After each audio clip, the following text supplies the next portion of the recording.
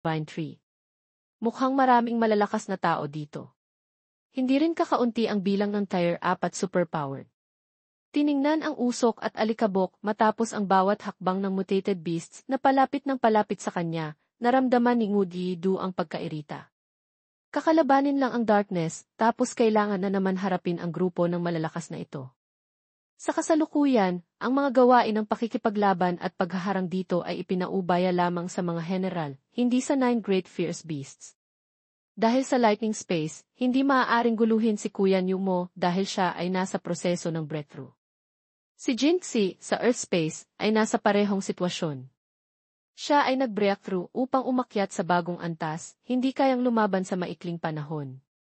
Kaya't si Ngudi-Du ay walang masyadong pagpipilian. Nag-isip siya ng malalim.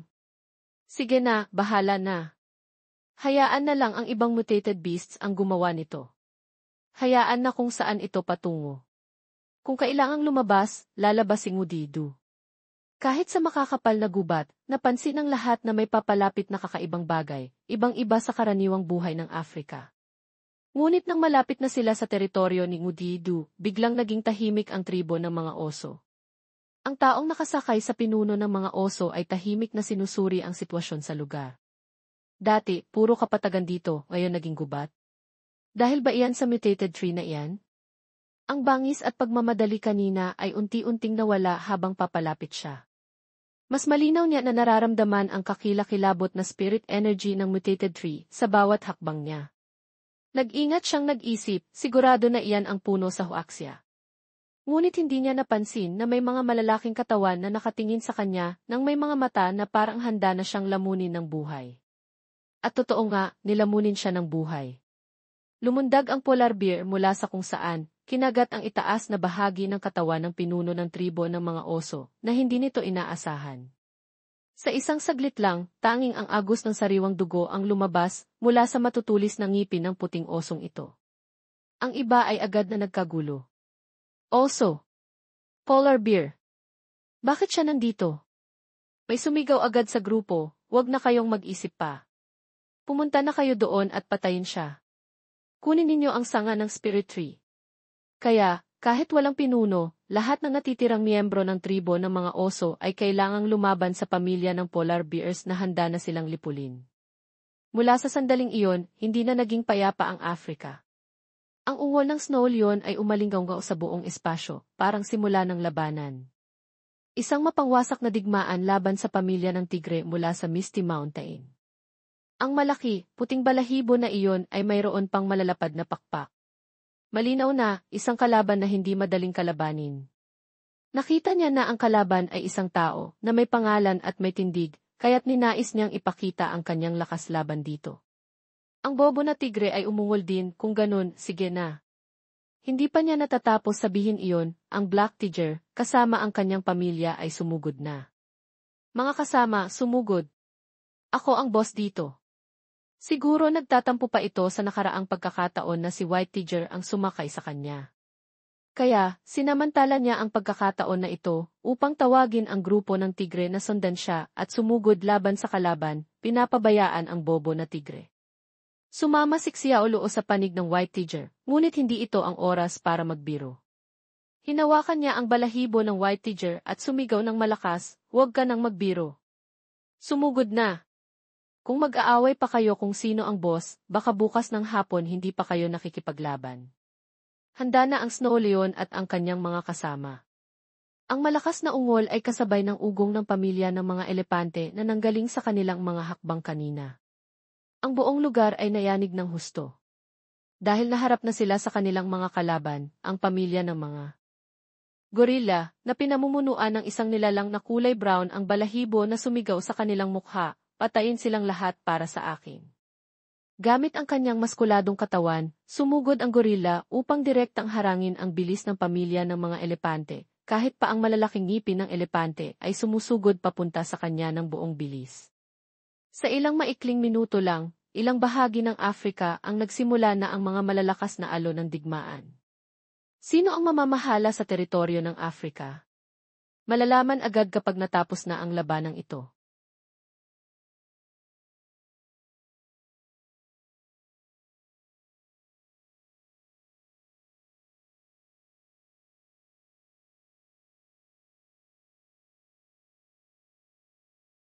Kasi simula pa lang ng labanan, umuwal agad ang mga elepante, nagsisugod patungo sa pamilya ng mga gorila na dehado sa laki. Ang iba't ibang kulay kayumanggi at itim na balahibo ay nakatayo sa lupa, nag-aabang sa dambuhalang mga paa ng mga elepante na dadaan.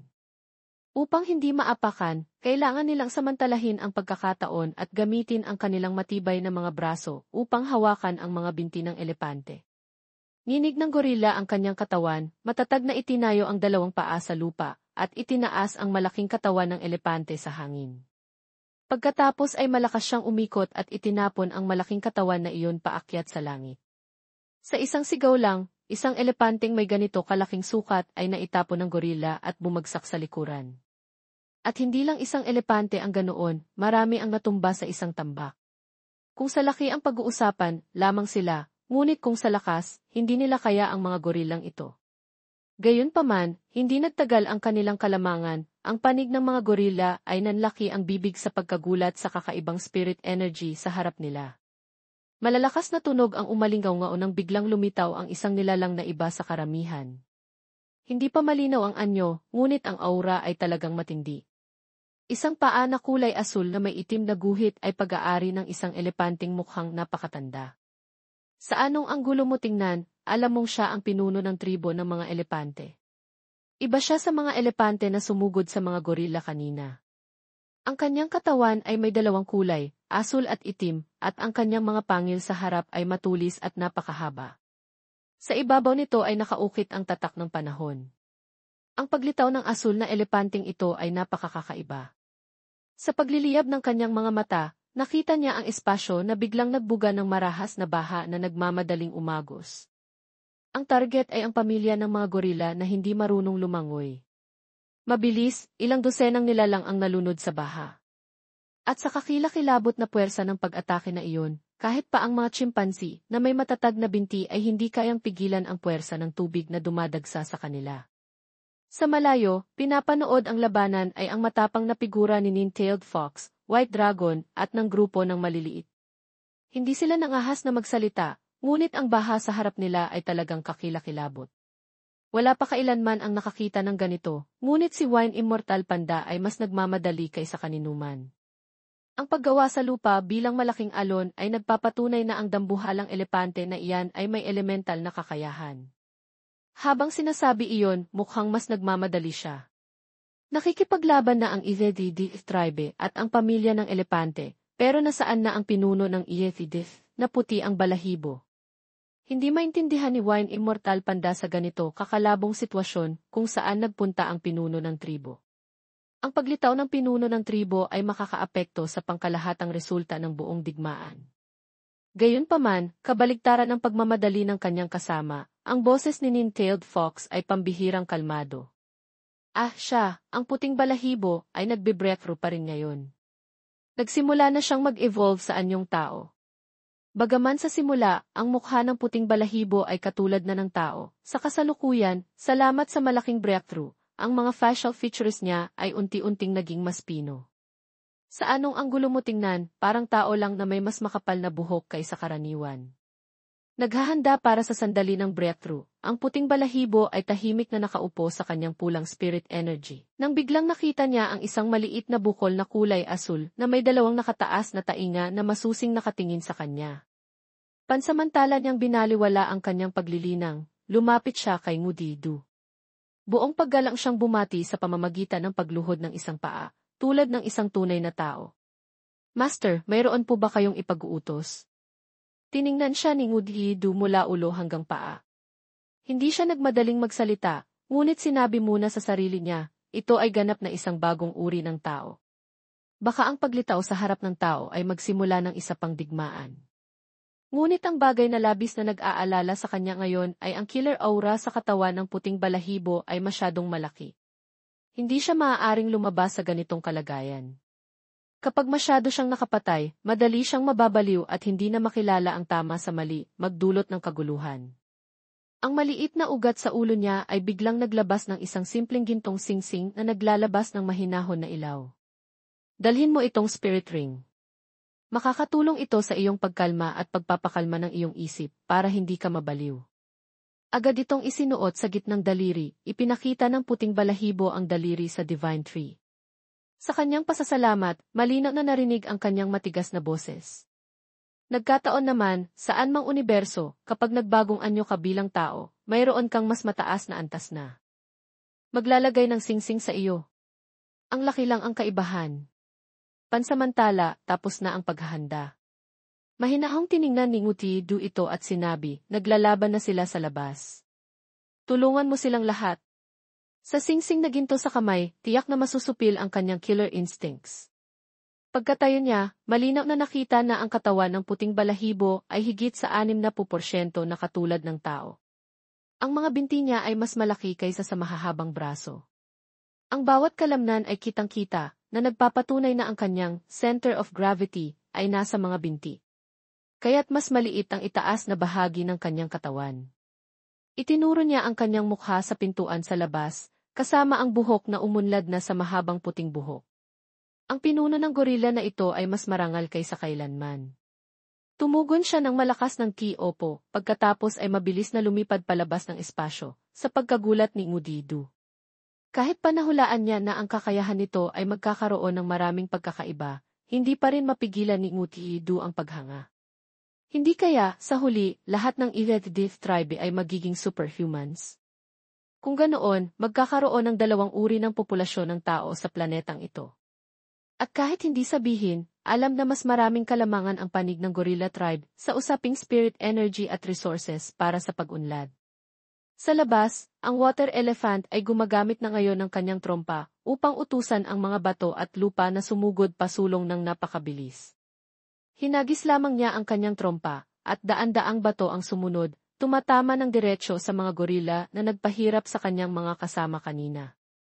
Sa bawat malaking bato na tatama sa gorilla, magdudulot ito ng malaking sugat o kamatayan agad.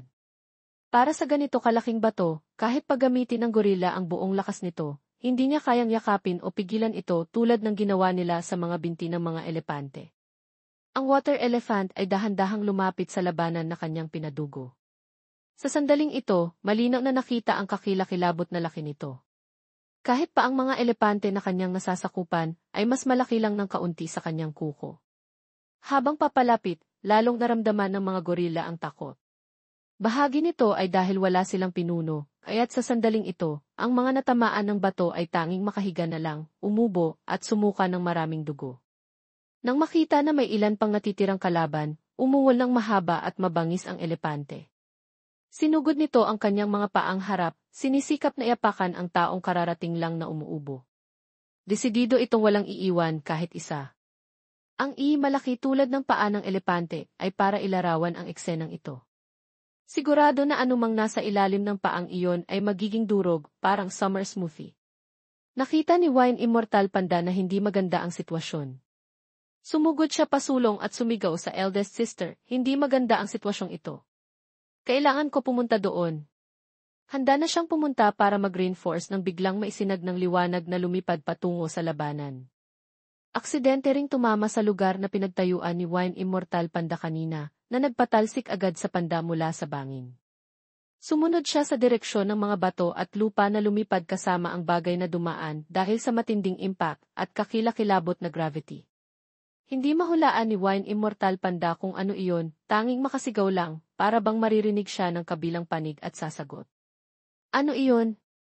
Sa tabi niya, ang eldest sister, Nine-tailed Fox, ay nanlalaki rin ang mga mata, tinitingnan kung ano ang dumaan.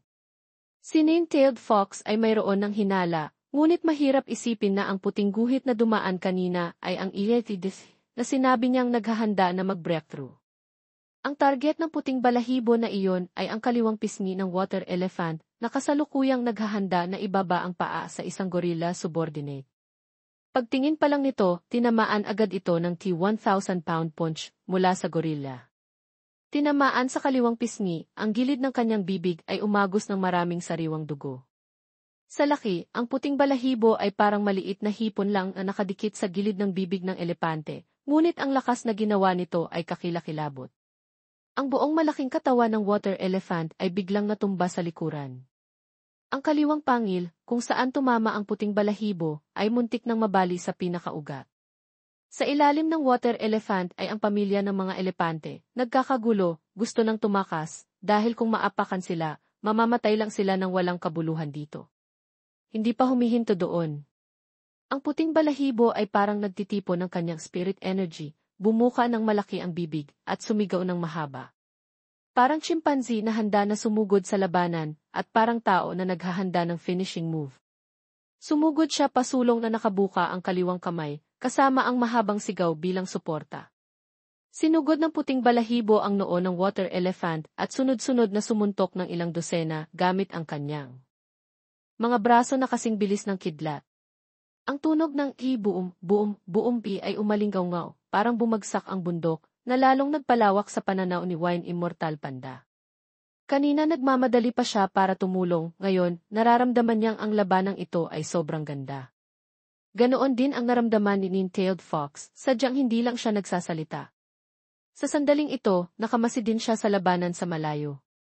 Ang water elephant, na mukhang matangkad, malakas, at mabangis, pagkatapos lamang ng halos 100 sunod-sunod na suntok, ay nahati sa maraming bahagi, puno ng dugo. Gayunpaman, para matalo siya ng lubusan, mahaba pa ang lalakarin. Ang mga suntok ng puting balahibo ay nagpagalit sa water elephant. Malakas niyang inihagis ang ulo, na italsik ang puting gorilla mula sa kanyang ulo.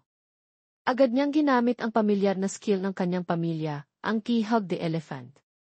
Pinahintulutan siyang yakapin ang elepante, nagkaroon ng karagdagang oras ang puting balahibo para ipakita ang kanyang lakas. Ang kanyang balahibo, na kanina ay purong puti, ngayon ay biglang nagniningning na parang nilalapitan ng apoy. Dahil ang kanyang innate talent ay isang uri na nagbubukas ng potensyal. Sa bawat pagkasugat, lalong lalakas ang sarili. Ang sampal kanina mula sa trompa ng elepante ay nagpakulo ng dugo ng gorilla. Naramdaman niya ang agos ng enerhiya sa buong katawan niya, kaya't lalo siyang nagpasya na yakapin ang mukha ng elepante. Sa wakas, hindi siya pinabayaan ng langit. Sa lakas ng sarili, pinalambot ng puting balahibo ang isang bahagi ng ulo ng water elephant, inilantad ang buto sa loob na walang laman, umaagos ang dugo. Sa puntong ito, hindi na mahalaga kung ang malaking katawan ng water elephant ay bumagsak sa isang tabi, talagang namatay na agad. Ang pinuno ng tribo ng mga elepante ay natalo ng pinuno ng gorilla tribe ng ganito katatag. Kaya't ang mga nasasakupan na sumunod ay walang laban kay puting balahibo. Daan-daang mga mata ang puno ng galit na nakatutok sa kanya, ngunit hindi ito pinansin ng puting balahibo. Gumawa siya ng isang mahaba, mapaghamong, at nagbabantang ungol, at totoo nga, walang elepanteng nangahas na sumugod. Isang nilalang na nabuo ang katawan mula sa itim na putik na may hugis ng tao. Sa una, kung ang mga mata mo ay malabo, baka makakita ka ng isang babaeng may kakaibang abilidad sa paglusot sa lupa. Ngunit ang problema ay, ang babaeng iyon ay biglang lumitaw sa lugar ng mga ugat ni Ngudidu, kaya't maaari nating tapusin na iyon ang anyong tao na nabuo mula sa mga ugat ng Big Boss. Siya ay nakatayo sa malayo, pinapanood ang labanan, tumango. Talaga. Ang EZEDC, pagkatapos mag-upgrade, naging napakalakas. Kung ang taong ito ay patuloy na umuunlad, tiyak na magiging pinakamatulis na sandata siya. Hindi kalayuan doon ay ang labanan ng African Buffalo Tribe, kasama si Shan Guang at daan-daang malalaking pulang langgam. Parehong panig, walang gustong magpatalo. Lahat ay ginagamit ang buong lakas nila upang tumakbo at makipaglaban sa kabilang panig. Hindi pa nakakarating si Shan Guang, agad niyang ginamit ang kanyang quadruple strike, na nagpaparami ng kanyang lakas sa 4. Pinagsama sa kanyang bilis at maliit, maliksi na katawan, si Shan Guang ay sumisingit sa mga ligaw na kalabaw na tumatakbo pasulong. Sinadya lamang niyang hawakan ang mga paang harap at likod ng mga kalabaw, at agad na may mga sumisigaw ng sakit sa loob ng kanilang grupo. Si Mother Spider, sumusunod kay Shan Guang, hindi pa niya nalalabas ang kanyang skill, nang biglang napansin niya na may kakaiba malapit doon. Ibinaling niya ang kanyang nakakatakot na mukha sa kabilang panig, at nakakita siya sa kaliwa ng isang kawan ng kakaibang langgam na mabilis na papalapit. Pagkautos lang niya sa kanyang kawan ng mga gagamba, alam na ng kabilang panig na nadiskubre na sila, at hindi na kailangan pang magtago. Sumigaw sila ng mahaba na may nakakatakot na mukha. Sa tingin pa lang, alam mong sila ang panig ng mga kontrabida, sumisigaw ng masaya at malakas. Biglang, isang dambuhalang apoy ang bumuhos mula sa itaas, sinunog silang lahat ng sabay-sabay. Ang apoy na ito ay napakalakas na sinunog nito ang kanilang mga katawan hanggang sa hindi na makita. Wala na ring amoy ng protina na nanggagaling sa hangin. Mabilis na umurong si Shango ang mula sa posisyong natamaan ng apoy.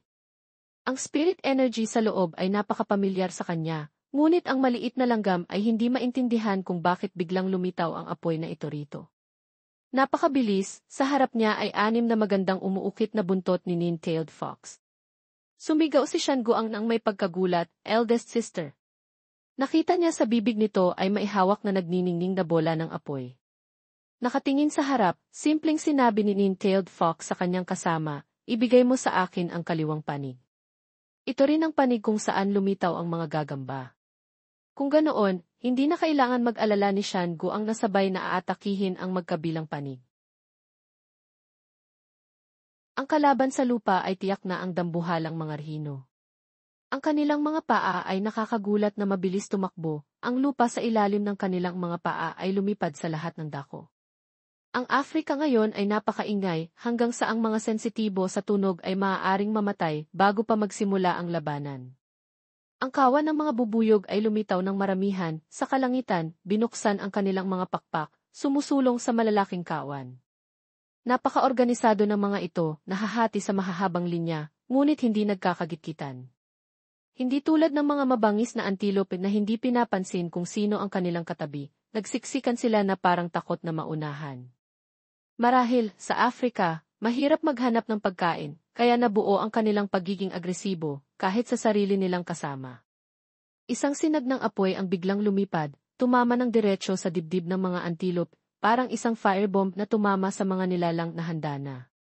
Pagtingin ng mabuti, sa dulo ng bala na iyon, hindi spirit energy, kundi si Wine Immortal Panda pala.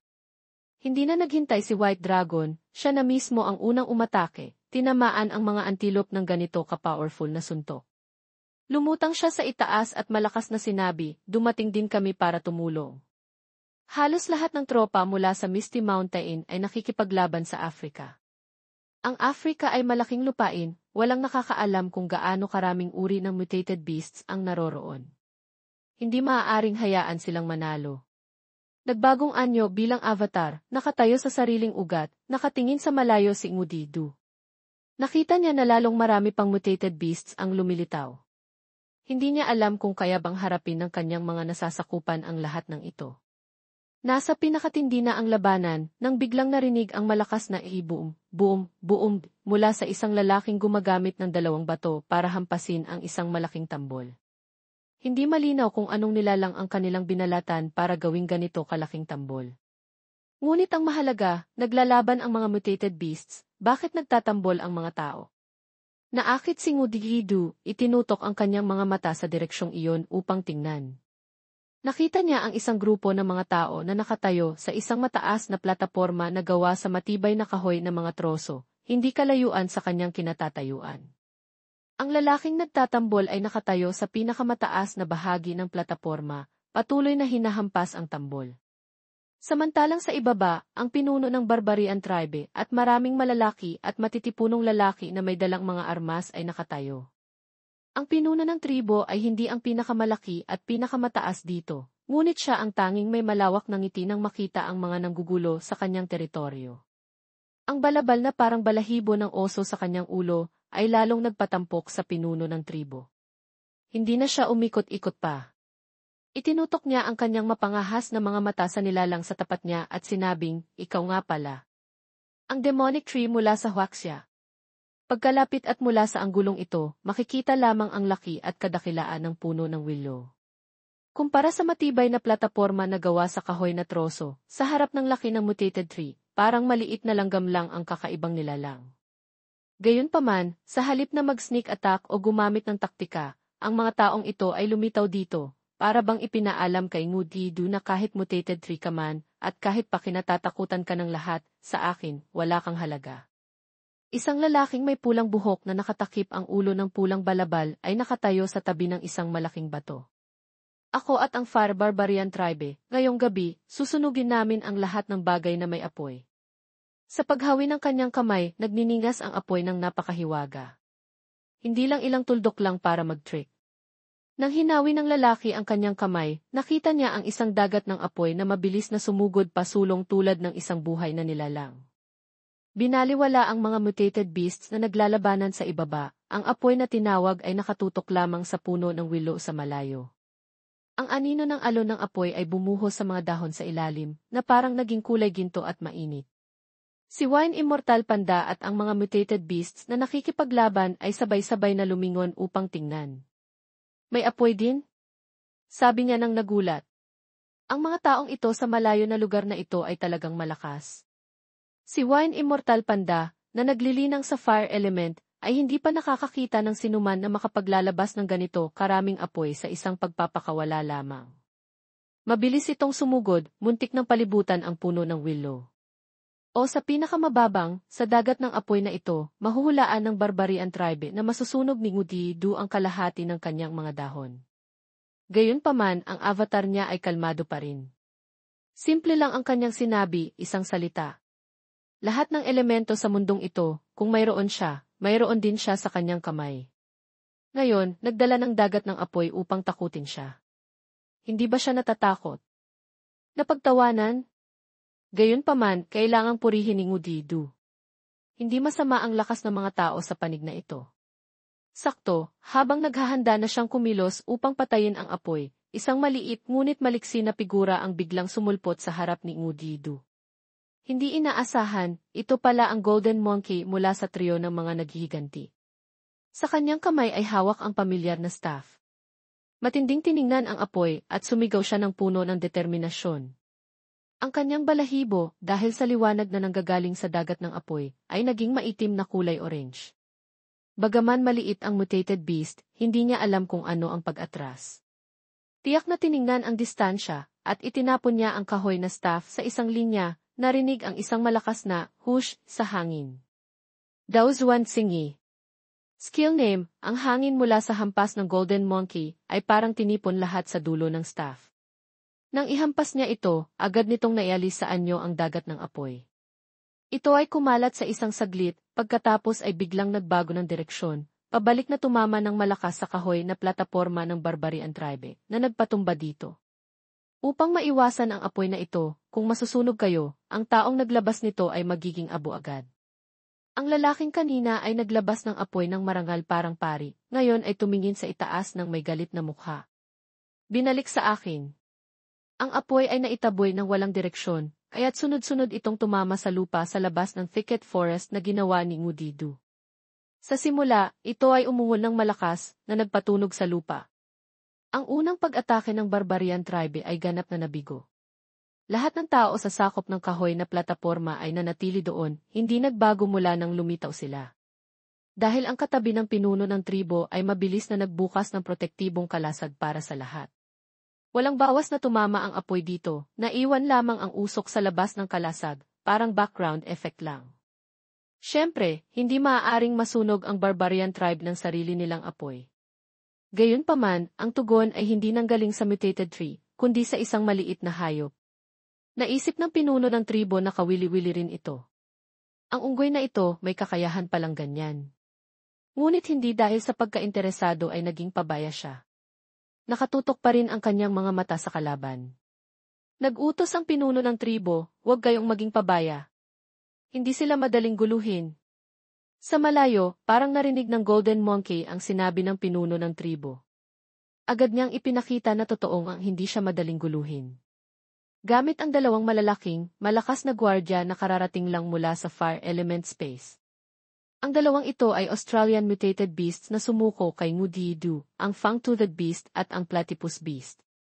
Ngayon, nakikipag-ugnay sila kay Golden Monkey upang protektahan ang mga bagay na gusto kunin ni Mutated Tree. Mukhang hindi masaya ang itim na tulad ng puwet ng palayok sa sitwasyong ito.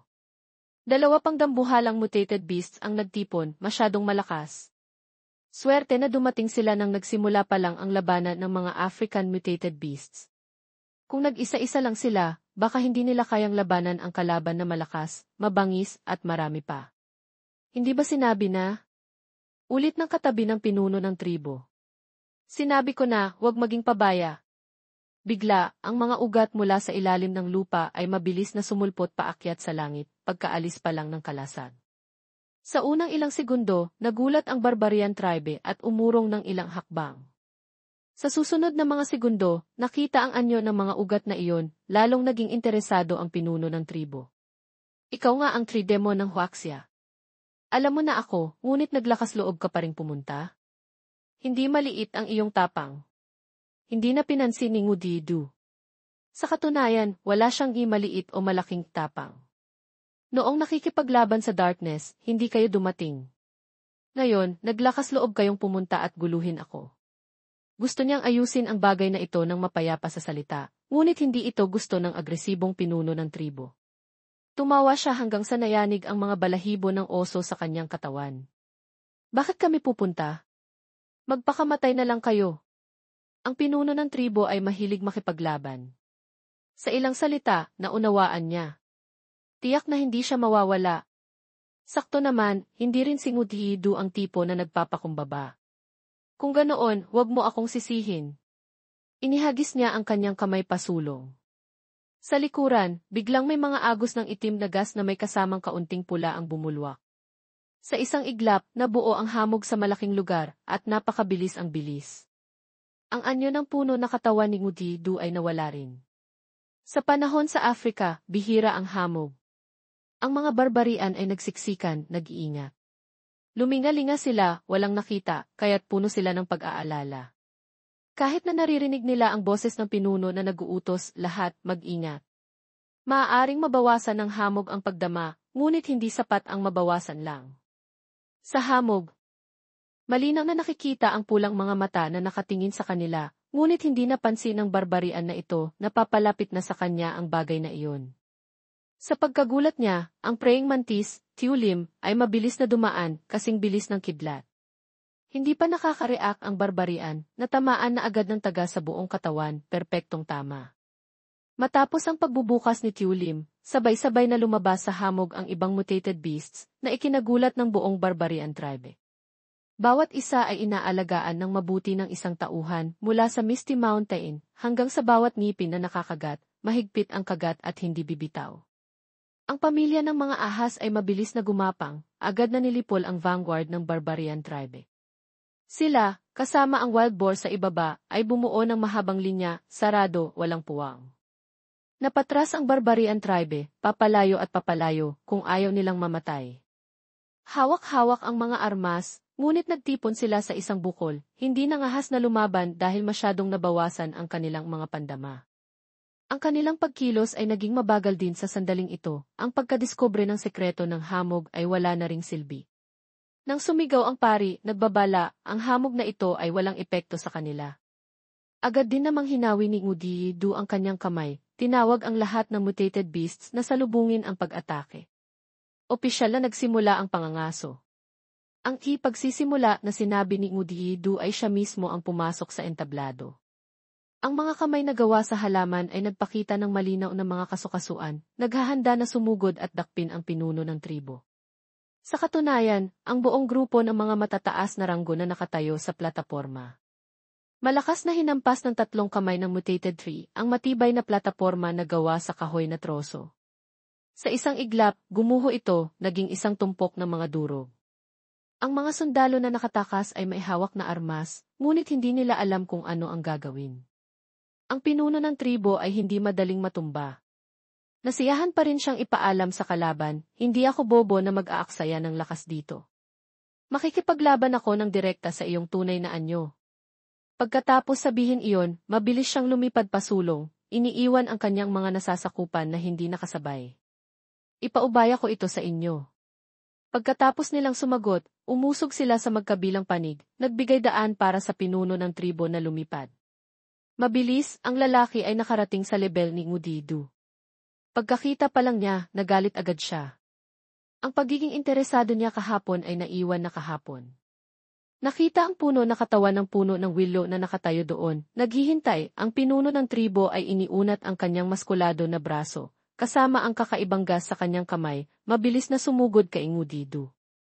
Hindi inaasahan, ang bagay na iyon ay nagtipon at naghugis bilang isang dambuhalang spike mace, sinuntok ng diretso ang puno na katawan, na naging sanhi upang ito ay mapunit sa hangin agad. Umalis ka sa harap ko. Ang mainit na boses ng pinuno ng tribo ay narinig ni Ngudidu. Siya ngayon ay lumulutang, tinitingnan ang kanyang sirang bahagi at ang taong mabilis na dumaan. Hindi siya nairita o ano paman sa pagkakaganyan. Ang mga barbarian na ito ay talagang mahilig makipaglaban. Kahit pa ang tribo ng Fire Barbarian na iyon o ang tinatawag na Great Priest, pare-pareho lang sila. Ang pagiging napuputukan ng mga mutated beasts ng Misty Mountain ay lalo lang nagpainit sa kanilang dugo at nagpatakbo sa kanila para makipaglaban. Isang avatar lang, gusto mo na akong pigilan? Huwag mo akong maliitin masyado. Ito na naman ang malakas na sigaw ng pinuno ng tribo na may hawak na armas. Talagang hindi siya natatakot sa sinuman. Ang mga nilalang na tulad nito ay nakatagpo na rin ni Ngudidu ng hindi kakaunti. Wala siyang dahilan para mag-atubili na sumagot. Ay Sanfe. Tao, kayo ay talagang mayabang. Kung ganoon, halika dito para makita ko ang iyong kawalan ng pag-asa. Ang mga ugat ni Ngudidu ay nagsimulang pumulupot. Ang mga baging ay nagbigay ng pakiramdam na mas lalo silang naging maliwanag. Hindi na siya nakabukang tulad ng dati. Kailangan na ibalik ni Ngudidu ang anyo ng puno ng willow na mahinahon upang hindi malaman ng mga tao na ito kung ano ang tunay na takot. Ang mga mata ng pinuno ng tribo ay talagang nakakatakot. Sa gitna ng dilim, nakita niyang nagliliyab ito tulad ng nanginginig na apoy. Hawak niya ng mahigpit ang spike mace sa kanyang kamay. Ang kanyang malalaking hita ay kayang tumawid ng ilang dosenang metro sa bawat pagtalon. Biglang, huminto siya ng biglaan nang makita niya ang isang kakaibang halimaw na nakapulupot sa harap niya, nakatingin sa kanya, at umuungol ng mabangis. Mukhang hindi pinansin ng pinuno ng tribo kung hamog na halimaw ito o totoong hayop. Sinumang humarang sa kanyang daan ay kailangang mamatay. Handa na siyang umatake, ngunit mabilis ang kangaroo. Ang kanyang malaking braso na mas malaki pa sa kanyang baywang ay malakas na bumagsak sa lupa. Agad na nabasag ang lupa. Mabilis na lumipad pataas ang pinuno ng tribo, nakataka sa pag-atake na iyon. Habang nakatingin pa ang kanyang mga mata, tinamaan na siya ng napakalakas na hampas mula sa kabilang braso ng kangaroo. Ang paraan ng kanyang pagsuntok ay hindi naiiba sa tao. Isang nakakabingi na tibuumdi ang umalingaw-ngaw. Itinaas ng pinuno ng tribo ang kanyang mace upang harangin, ngunit huli na. Kaya't ang kanyang katawan ay naitulak pabalik. Hindi pa kasama iyon, mula sa kung saan ay lumitaw ang isang grupo ng malalaking ugat na malakas na tumama sa kanya. Ang kanyang malaking katawan ay nawala ng balanse ng ilang dosenang metro. Ang pagtakbo niya kanina ay walang saysay na nagtapos sa pagkahulog sa gilid. Tuwang-tuwa si Ngudidu. Ang Immortal Mist Beast, pagkatapos umabot sa rank 5, ay nagkaroon ng malaking pag-unlad sa lakas. Hindi na ito palamuti lang tulad ng dati. Ito ang unang pagkakataon na nakamit niya ang isang level 5 attacking ability. Sa totoo lang, ang lakas ng Mist Beast ay nasa level 4, average, lamang. Hindi pa siya nakakatayo ng maayos, dalawang malalaki at maitim na halimaw, tulad ng semento, ang lumitaw sa harap ng barbarian tribe leader. Nakatingin sila sa kanya nang may uhaw sa dugo, parang handa ng umungol. Sa sandaling ito, hindi na siya basta makakapagpakawala ng suntok. Kailangan niyang yumuko at masuri ang sitwasyon ng kaunti, kung ayaw niyang matapon muli sa likuran. Kahit alam niya na Mist Beast sila, hindi gaano epektibo ang mga atake ng pinuno ng tribo sa kanila. Kahit papaano niya sila tamaan, mabilis silang mabubuo muli. Naggalit ang pinuno ng tribo, nairita. Hindi ko akalain na kailangan ko pang gamitin ang aking ultimate skill ng ganito kaaga. Ang kanyang mga braso ay nagsimulang maging masikip, naglalabas ng mga agos ng pulang gas na nakalutang, parang lumalabas mula sa kanyang mga pores. Ang gas ay umakyat at nabuo bilang isang malaki, lapad na ulo na nakabuka ang bibig, puno ng matutulis na pangil. Ang mas mababang bahagi ay hindi pa nabuo, ang ulo ay nakabuka na ng may banta. Malapit doon, isang grupo ng gas ang nagbagong anyo bilang isang pares ng malalaking pangil at isang trompa sa gitna. Nang tiningnan muli, nagbago ito bilang isang pares ng mababangis na halimaw na nakikipaglaban sa pinuno ng tribo. Ganito pala, ang Barbarian Tribe's totem ay may katulad na katangian sa Mist Beast. Hahayaan ko ang totem ng aking tribo na palayasin kayo. Sumulong siya ng buong kumpiyansa, kasama ang dalawang halimaw sa kanyang tabi. Hahayaan siyempre ng pinuno ng tribo na maglaban sila upang malaman kung sino ang mas malakas. Jitset, kawili-wili naman. Si Ngutidu ay nakatingin, nag-aabang. Hindi sila nagpapatalo bilang isa sa pinakamalakas na tribo sa Afrika.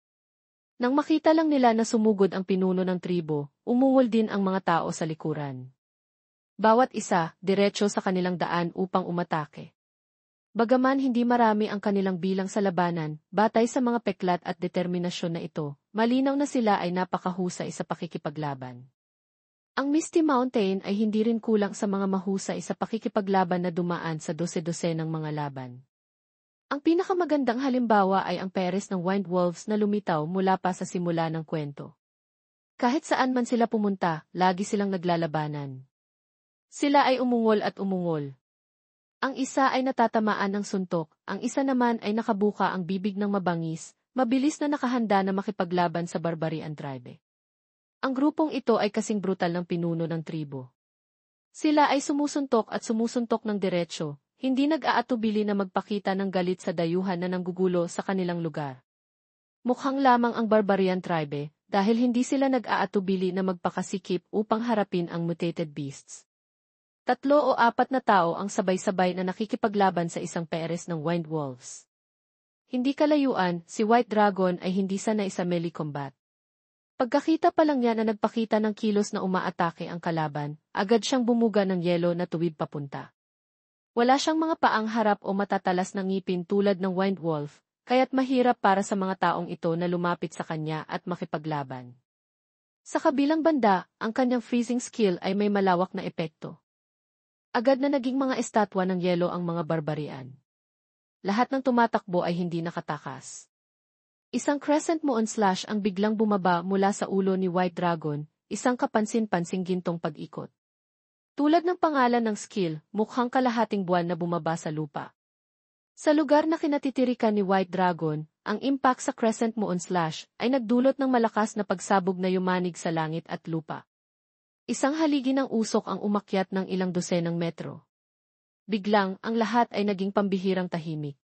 Biglang lumitaw sa gitna ng umiikot na usok sa kalangitan sa gabi ang Great Priestess ng Barbarian tribe. Hawak ang staff na may kumikinang na bola. Hindi malinaw ang kanyang anyo, ngunit kumpara sa kanyang mga kasama, malinaw na mas maliit at mas magaan siya, kaysa sa mga mandirigma ng tribo. Sa kasalukuyan, siya lang ang may kakayahang lumutang sa ere. Siya ang pinakaangkop na kalaban para kay White Dragon. Umakyat siya sa gitna ng hangin, inilabas ang kanyang ulo sa isang usok na ginawa lang niya, at bumuka ng malaki ang kanyang bibig, lumikha ng isang aura ball sa ibabaw ng kanyang ulo. Ang kanyang bibig ay naglabas ng nagniningning na ilaw, extreme cold ISO. Kung tatama ito sa kaluluwa sa loob, malamang hindi na ito makakaalis. Gayunpaman, sa harap ng ganito nakakatakot na skill, ang Great Priestess ay kalmado lang na hinawi ang kanyang kamay, lumikha ng isang orange na globo. Sun God's Descent. Parang sun god na lumikha ng apoy para yakapin ang kanyang sarili. Malakas na umalingaw-ngaw ng ilang dosenang milya sa paligid. Silang dalawa ay naglabas ng matutulis na mga haligi na kasing taas ng mga pole. Bawat isa ay matulis, sapat na para butasin ang delikadeza ng mga nagbasa ng hindi nag-like. Gayunpaman, hindi malinaw kung kaya ng skill na ito ang Great Priestess. Kung tutuusin, isa rin siya sa pinakamabisang kamay ng Barbarian tribe. Nagsimula na ng ilang sandali ang labanan sa pagitan ng Mist Beast at ng Barbarian Tribe's totem. Ang mga totem beasts ay parang may sariling intelihensya, otomatikong pinipili ang isang karapat-dapat na kalaban upang atakehin, hindi na kailangan ng utos ng pinuno ng tribo.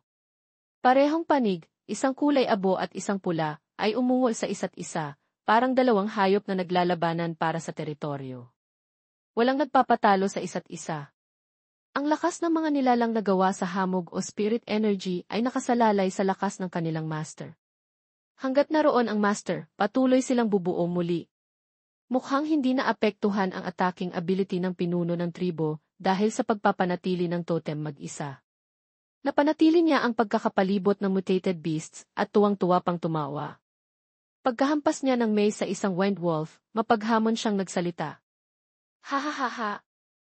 Halika, halika! Walang makakapigil sa akin. Ang malaking maze kasama ang malakas na katawan ay nakakagulat na mabilis umikot. Mabilis na sinira ng pinuno ng tribo ang pagkakapalibot at tumalon sa isang itim na ugat ni Ngudidu. Habang siya ay tumatakbo pataas ng mabilis, malakas siyang tumawa. Ang buong katawan mo ay kayamanan. Ngayon, dadalhin kita upang gawing sagradong bagay ng aming tribo. Nang makita niya na malapit na siya sa mga ugat sa gitna ng puno ng willow, lalo pang naging maliksi ang mga hakbang ng pinuno ng tribo, sabik na ipakita ang kanyang kakayahan. Willow Leaf Flying Blade. Ang naghihintay sa kanyang excited na mukha ay mga berde na parang labaha na humahawi ng pahalang at patayo. Ang mga ito ay naglalabas ng ilaw na sumasalamin sa mayabang na mukha ng pinuno ng tribo, ngunit hindi siya nagpabagal ni isang segundo.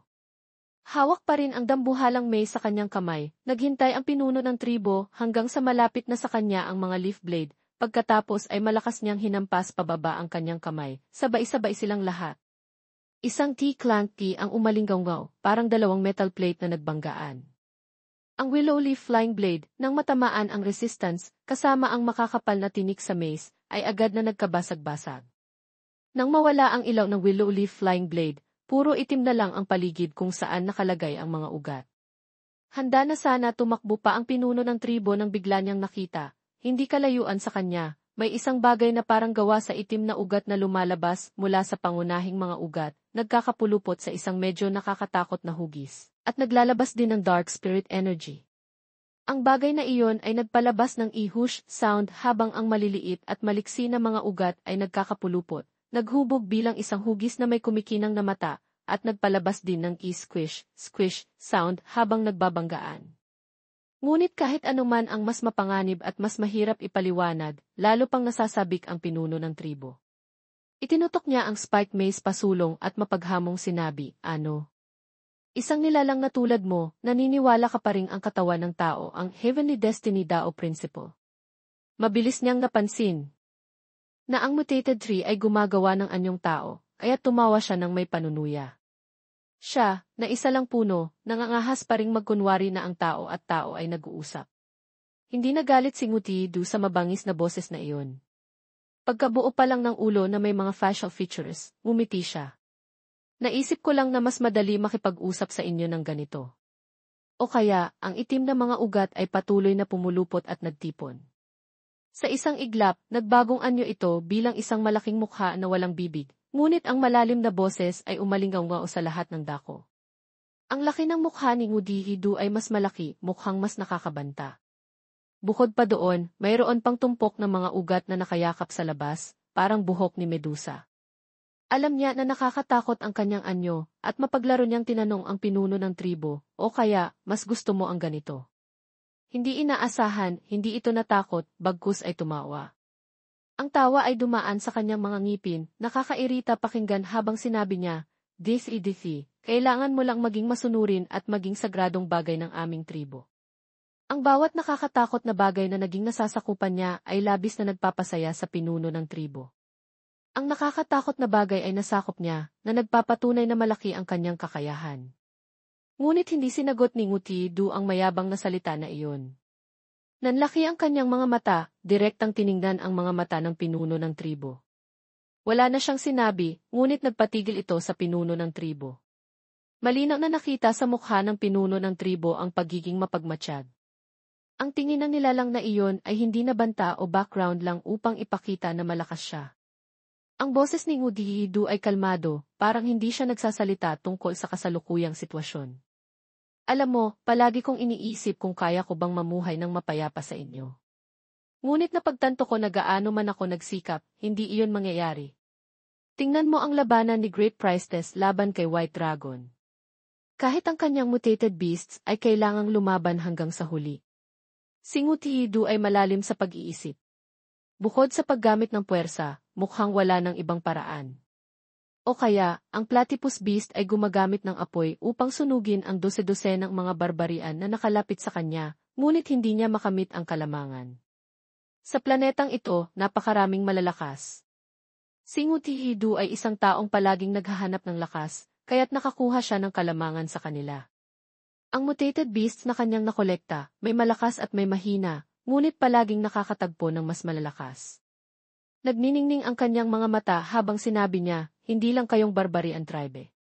Ang mga tao o mutated beasts ay ganoon din galit na galit kayo sa akin, gusto niyo akong paghiwalayin. Minsan, tinanong ko pa ang sarili ko, masyado ba akong malupit? Nagdulot ng mga labanan ng paulit-ulit. Ngunit ngayon, kung iisipin, kung hindi ko gagawin at hintayin ko kayong lumaki, wala na akong lugar para mabuhay. Ang dahilan ni Nguti Du ay medyo mahina pakinggan na ikinatuwa ng pinuno ng tribo. At saka, ang iyong pag-iral, para sa anumang lahi, ay isang hubad na tukso. Huwag nating sabihin na kami. Kung darating ang araw na masugatan ka at mamatay, sa tingin mo, ilan sa mga mutated beast sa tabi mo ang magpupunit-punit sa iyo para kunin ang masarap na piraso. Ang ibig sabihin ng pinuno ng Barbarian tribe ay kung gaano karaming mutated beast sa tabi ni Nguti Du ang magpupunit-punit sa kanya para sa masarap na piraso. Ngunit ang malamig na ngiti sa mukha ng mutated tree ay pinutol ang salita ng pinuno ng tribo. At sa kanyang sarili, nagbigay siya ng konklusyon. Kaya't ako at ang darkness ay magkapareho ang kalikasan. Pareho kaming handang pumatay sa mga makasarili para mabuhay. Hindi pa natatapos ang pagsasalita, isang sinag ng liwanag ang tumagos sa kaliwang dibdib ng pinuno ng tribo na nagpalabas ng makapal na dugo. Wala rin siyang dahilan para maging makatao sa mga taong ito. Kailangan niya silang patayin lahat. Bakit hindi nasamantalahin ang pagkakataon at tapusin sila? Nawala ang ngiti sa mukha ng pinuno ng tribo. Sa halip ay ang kanyang bibig na nakabuka sa gulat, sumuka ng maraming sariwang dugo. Umubo siya ng sunod-sunod, naramdaman niyang mabilis na umaalis ang buhay sa kanya, hindi na kailangan bilangin sa minuto. Kahit gaano pa siya kalakas, hindi siya mabubuhay kung butas ang kanyang puso. Ang malaking katawan ay natumba sa dalawang tuhod. Ang mga ugat ni Nguti Du ay mabilis na lumipad, kasama ang mahabang guhit ng dugo. Ang pagtusok sa puso ay nagdulot ng isang malaking butas sa likuran ng pinuno ng tribo. Hindi na siya gumalaw, natumba pa sulong, hindi na gumagalaw.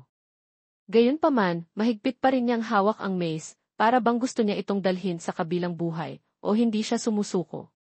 Akala mo tapos na ang lahat ng ganito kasimple. Siyempre hindi. Biglang tumayo ang pinuno ng tribo sa gitna ng isang pulang haligi ng liwanag na biglang bumuhos. Mula sa kung saan. Walang bakas ng dugo sa kanyang katawan, at puno siya ng sigla na parang hindi nasaksak ang puso. Ang agos ng liwanag na ito ay parang ang bagay na tinatawag ng pinuno ng tribo na totem kanina, na tumawag sa dalawang halimaw na iyon. Tiningnan ni Nguti Du, hindi masyadong nagulat. Hindi siya nagkamali ng hula.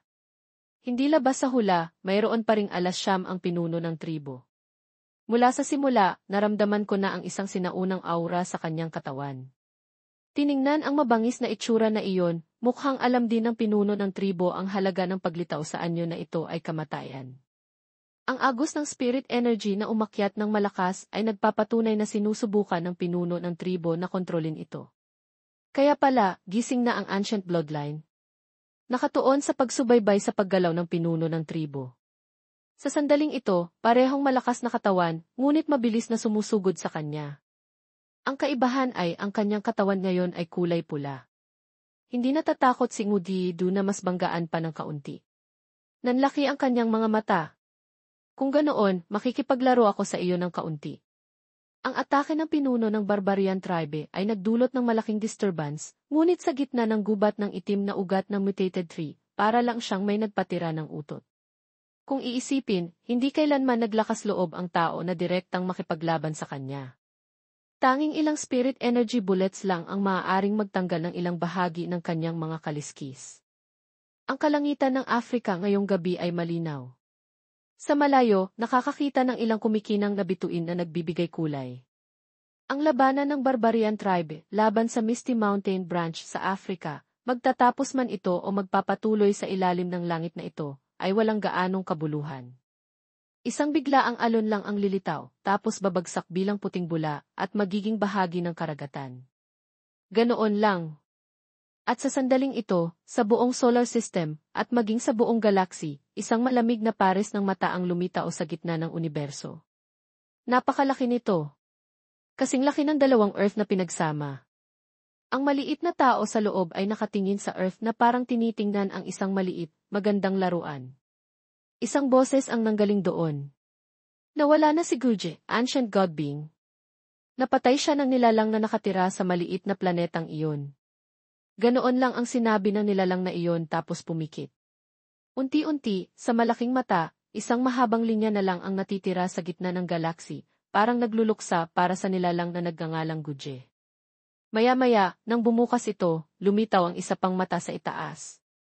Walang hangganan ito para mahiwalay sa malawak na espasyo ng universo. Para itong nabuo mula mismo sa galaksi na ito. Nakatingin din ito sa maliit na Earth. Ang mas malaking mata ay nagsalita, hindi labas sa hula. Ito ay ganoon nga, napakaliit.